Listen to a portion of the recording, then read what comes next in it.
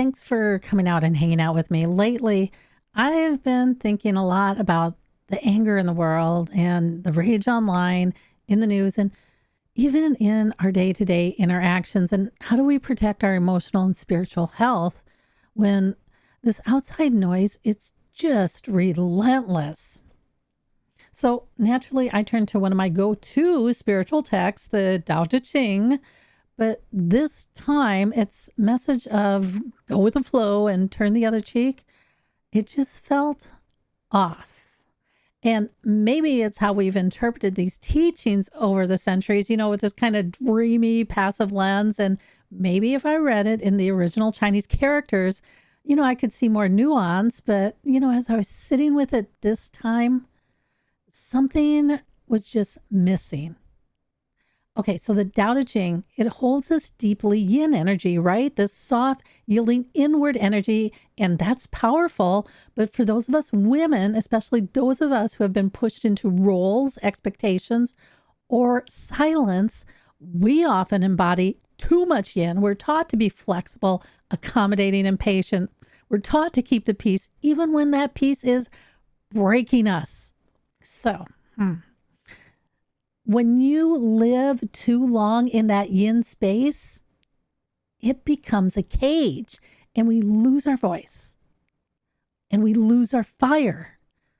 Okay, if this speaks to you and you're feeling burnt out or overwhelmed or like you're constantly swallowing your truth just to get through the day, guess what? You're not alone and you're not broken. You might be just out of balance.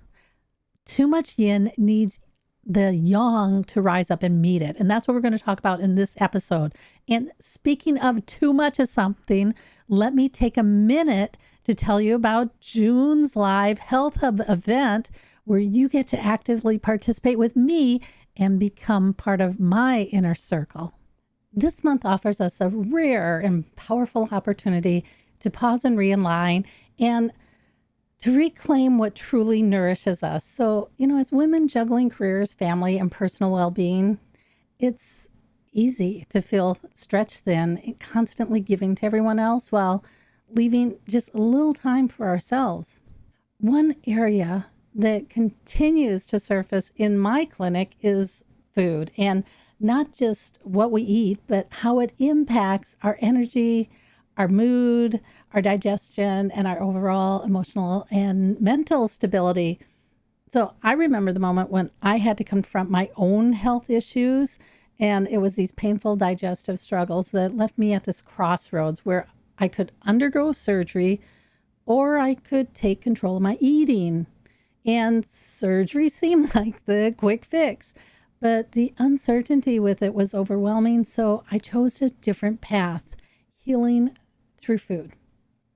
So 7 years later, the journey, it's been profound. It's been filled with lessons, setbacks, breakthroughs that reshaped not only my body, but my entire relationship with nourishment. And through intentional awareness, I discovered a way to decode my body's signal and pinpoint which foods were triggering the discomfort and create a personalized approach to wellness. Now I want to share this with you. At June's Health Hub live event, I'm going to guide you through this process, which helps you understand your body's unique language and make thoughtful adjustments that support your well-being. And this isn't about following rigid diet rules or overhauling everything overnight. It's about learning to tune into your body when the usual approaches stop working. This is your invitation to step into my inner circle, which is a space of renewal, discovery, and self-care. And if you'd like to join, you're going to find a link in the corner of the video or in the video description below. I can't wait to share this journey with you. Here's to healing, balance, and reclaiming your inner peace. How do we reclaim our power without getting burned by the pressure to stay small or quiet or nice? Well, this week I found my answer in this unexpected place in the book, The Art of War by Sun Tzu. And yes, that's The Art of War, the ancient military manual written around the same time as the Tao Te Ching. And where the Tao speaks to surrender and flow, Sun Tzu speaks to strategy, strength, and survival. So yin and yang, side by side. Here's a beautiful thing. Both of these books are sacred in their own right. So the Tao Te Ching teaches us how to let go, and then the Art of War teaches us how to stand up. And sometimes standing up is the medicine. So you're probably wondering, what got me thinking about all this? Well, like many of you guys, I've been overwhelmed by the toxicity of social media and the news cycles. And, I've just been realizing how much fear, rage, and manipulation they were using, and they were funneling straight into my nervous system with every headline, every post. It all seemed designed to pull me out of myself. And it was working, because here's a secret that they haven't wanted to tell us, but conflict, it's profitable.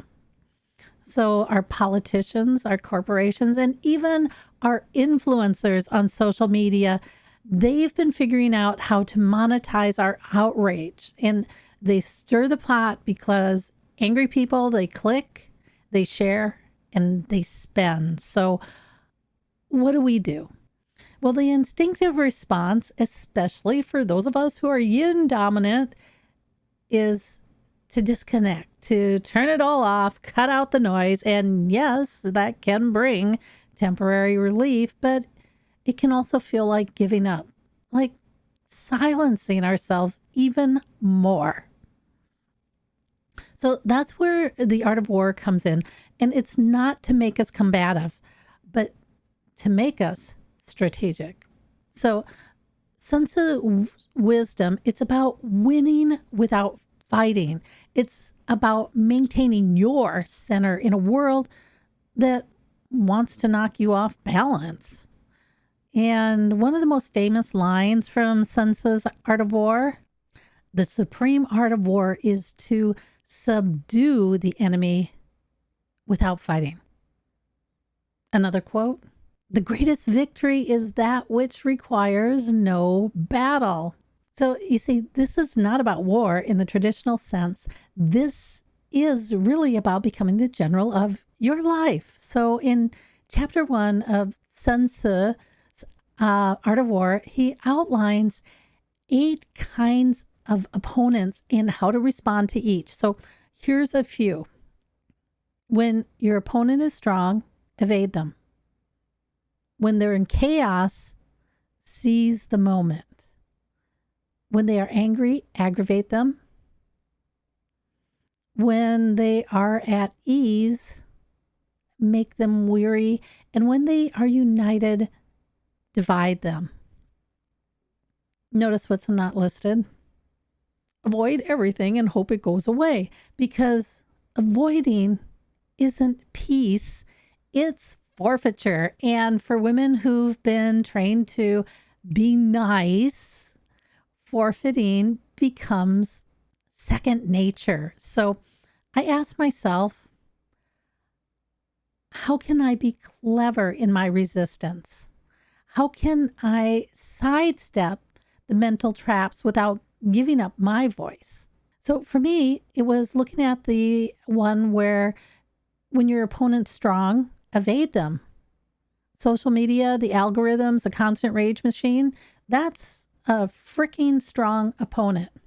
So I didn't unplug.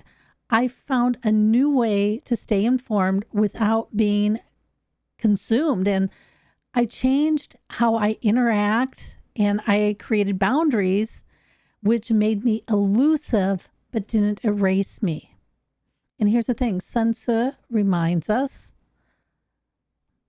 all warfare is based on deception. Ooh, who knew, right? And Here's the thing. Isn't that what we're seeing now? Manipulation disguised as information, outrage disguised as activism, content designed to throw us all off center. Here's the empowering takeaway. You don't need to play their game, but guess what? You do need a strategy. This month, it carries this powerful energetic that to stabilize our relations, especially your relationship with social media or with yourself. And if you've been feeling fragmented, overwhelmed, or like you're constantly being pulled in a million different directions, consider this your invitation to come back home to your own inner command center. So start small. Pick one area in your life where you feel bullied, silenced, or drained. Then pick your strategy and look at one of Sun Tzu's approaches. I think there's 7 of them. Try it, try your approach. And if that doesn't work, try another, because that's how generals train. That's how balance is restored, through practice. And it's not about fighting, and it's not about fleeing. You can choose a third way, the way of quiet strength and intentional power. Okay, so what did I do with my social media? I had completely forgot that you could change your home page, and you could change what page comes up when you click on new page. So that is one of the things that I did, is I changed that. And believe me, they've hidden that function. You probably have to do a query to see how to do it for your browser. But when I did that, and now I don't get their news feeds or their news splashes, that has, it's just made my life so much better. So I didn't flee. I found a way to stay informed, but not on their terms, on my terms. And the other thing that I started using is, what is it? Groundworks. It's a news. It curates news for you, and it will tell you if it's left leaning, right leaning, or neutral.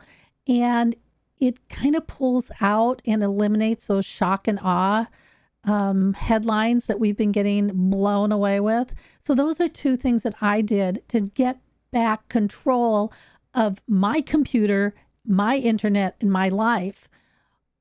Can you put some of the things that you've done where you've found clever ways to avoid getting hooked in their snare of toxicity in the comments below? Okay, until next time, I'll catch you on the other side.